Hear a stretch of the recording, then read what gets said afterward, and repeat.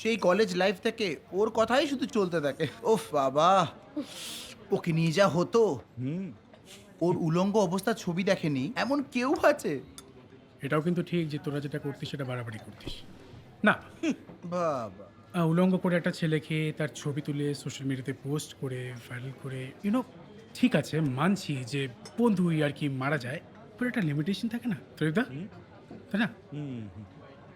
বাবা, ভূতের মুখে রাম নাম। হ্যাঁ, এই তোর বইয়ের পেছনে যখন লাগতো তুই কম কেড়েছিস ওকে? হ্যাঁ, তার বেলা একদম ঠিক। এই শোন, ওর সামনে এখন কিন্তু আমি আমার হাজবেন্ডকে নিয়ে যাব, ঠিক আছে? চল চল, দ্যাটস ট্রু।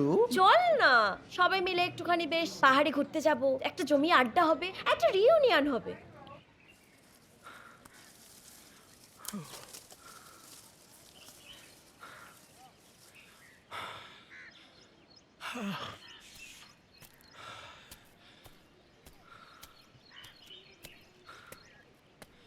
জ্যোতি, কি ভাবছো?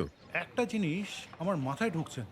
এই জ্যোতি মানে আমাদের লঙ্কা মহারাজ, এতকাল তো আমাদের সাথে কোনো যোগাযোগ ছিল না, এতদিন পরে আমাদেরকে চিঠি পাঠালো, কি ব্যাপার বুঝলাম না।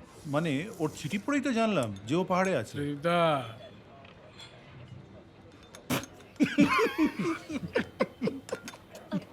জ্যোতির্ময় চিঠি পেয়ে মিমি যেন এক্সাইটমেন্টে লাফাচ্ছে তো। এই তুই কিন্তু তুই, আমি মোটেই এরকম কিছু করিনি। সিরিয়াস? বন্ধুরা আসছে। আঙ্কেল, যদি হুজুকে চিঠি পাঠিয়ে ঠিক করলাম, আমার না টেনশনটা আরো বেড়ে গেছে জানো। একটা আতঙ্ক কাজ করছে আমার। ওরা এসে আবার আগের মতন অত্যাচার করবে না তো? জ্যোতি, আমার খুব ভয় করছে আঙ্কেল। শোনো শোনো শোনো, ওসব কলেজ জীবনের ব্যাপার। কলেজ জীবনে ওইরকম একটু আধটু ওই র্যাগিং ট্যাগিং, এখন অনেকটা দিন কেটে গেছে। ওরা নিশ্চয়ই বদলে গেছে, বুঝলে? সব ঠিক হয়ে যাবে। আরে ওরা তো তোমার বন্ধু তো। হুম বন্ধু? হুম আঙ্কেল, বন্ধু কখনো বন্ধুর সাথে ওরকম করে? ভাই শোন না ভাই, আজকে না 10টায় আমার একটা ইন্টারভিউ আছে। চাকরিটা খুব ভালো। চাকরিটা হয়ে গেলে না আমি তোদেরকে একটা গ্র্যান্ড পার্টি দেবো, প্রমিস। ইন্টারভিউ দিতে যাচ্ছে? হ্যাঁ, কোন কোম্পানি পাগলকে চাকরি দেবে?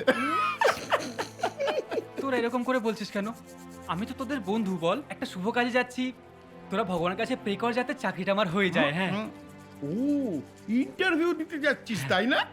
আমি তোর কপাল দেখে বলছি, চাকরি তোর বাধা, কেউ আটকাতে পারবে না। Thank you. হ্যাঁ আসি ভাই, হ্যাঁ, যা, পরে দেখা হবে। ঢুকা, ঢুকা।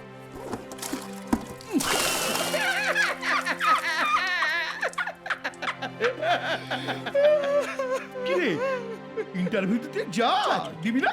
আরে যা যা যা যা যা। জ্যোতি, তোমার ভেতরে যে যন্ত্রণাটা আছে,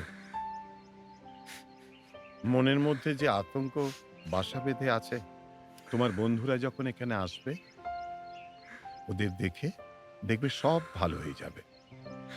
এই হুট করে আমার অফিস থেকে এই 4-5 দিনের ছুটি পাওয়া যায় নাকি? আর বউকে কি বলবো, তেলে বেগুনে জ্বলে উঠবে। তোরা যা গিয়ে ওই লঙ্কা সোনাকে বার্থডে উইশ করে আয়, যা। এই জন্য বলি বিয়ে না করে খুব ভালো আছে, কারো পায়ে তেল মারতে হয় না কথা কথায়। এটা একদম ঠিক বলেছিস ভাই। এই সরি বাবা। কিন্তু গুরু, মিমিকে নিয়ে তুই যাচ্ছিস, আমার খুব অবাক লাগছে। ঠিক তো, আমার জ্যোতির্ময়কে দেখার কোনো এক্সাইটমেন্ট নেই, বিশ্বাস কর। বাট জ্যোতির প্রেমিকার প্রচুর এক্সাইটমেন্ট আছে, তাই তো? সে যখন চেয়েছে যেতেই হবে, আমাকে কিছু করার নেই। এই ত্রিদা, চলো না, তুমিও চলো, পোল্ট্রি নিয়ে চলো। হ্যাঁ হ্যাঁ, চলো তো। আমি যদি যাই ওই সালা 100% যাবে। আমরা যাচ্ছি, তাই তো? এই তীর্থ, শোন না, তুই এক কাজ কর, তুই জ্যোতিকে একটা ফোন কর, ফোন করে বলে দে আমরা সবাই যাচ্ছি। উফ, পুরনো প্রেমিকের কাছে যাবে, কি আনন্দ দেখ। প্রেম একেবারে জেগে উঠেছে। তুই না পারিস। কত কষ্টে জানিস আমি অনিমেষকে রাজি হ্যাঁ, সে করেছি। তো এখন বটেই। তুই যদি এসব ইয়ার্কি মারিস না, ও কিন্তু আর যাবে না। ত্রিদা, তোমরা তো জানোই ওর একটা ক্র্যাক তো ছিলই, তার মধ্যে আবার এতদিন পর যাচ্ছি, তার উপর আবার মিমিকে নিয়ে, ওর কি হবে? ওই, কেন তোর মনে নেই সে কলেজে কি হয়েছিল?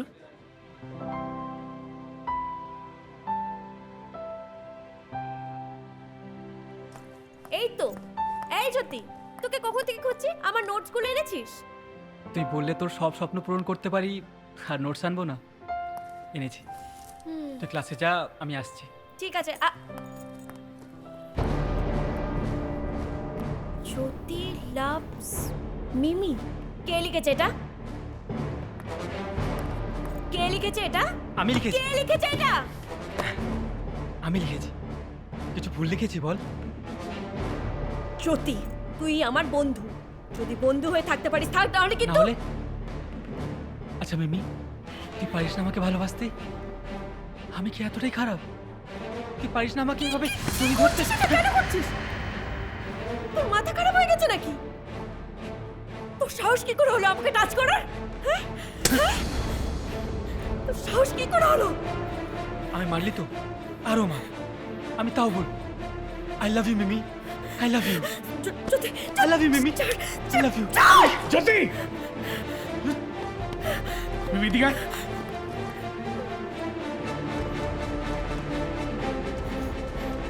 তুই আবার মিমির গায়ে হাত দিয়েছিস?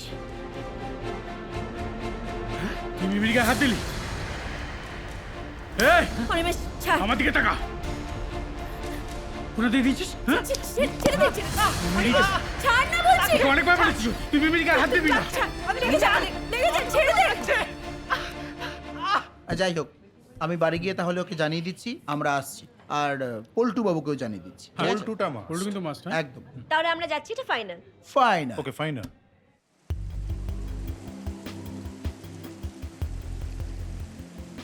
এই শোনো না, হ্যাঁ।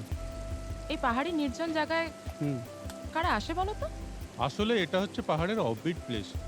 অনেক ট্যুরিস্ট, স্পেশালি যারা পাহাড়কে ভালোবাসে, পাহাড় প্রেমী, তারাই এসব জায়গাগুলো বেশি পছন্দ করে। এই দাঁড়া দাঁড়া, শুনতে পাচ্ছ ওই ঝর্ণার আওয়াজটা? কি অদ্ভুত, হ্যাঁ। তাই না? খুব সুন্দর সত্যি। জানো তো, হ্যাঁ? কলকাতায় গিয়ে না জায়গাটাকে খুব মিস করবো। জানো আঙ্কেল, বাবার মৃত্যুর জন্যে না আমার একদম খারাপ লাগে না। মনে হয় যা হয়েছে বেশ হয়েছে। ছোটবেলা থেকে ওনার আমার প্রতি এত ঘৃণা দেখেছি না, সেটা ভেবে আজও আমার কষ্ট হয় জানো। আর যখন মনে পড়ে যে আমার মায়ের মৃত্যুর কারণ আমার বাবা, তখন মনে হয় যে